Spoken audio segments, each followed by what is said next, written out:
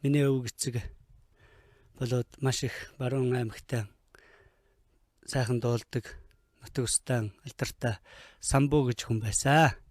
Өвөгийн маань одоо ганц охин Сүрэн гэж Говьалтай аймгийн Шарга сумын Улаан Түгэр гэдэг суудлага. Одоогоор ир хурч байгаа өндөр настан буурлавэ. Тэгээ би буурал ээжээс их олон сайхан дуу сурч авсан.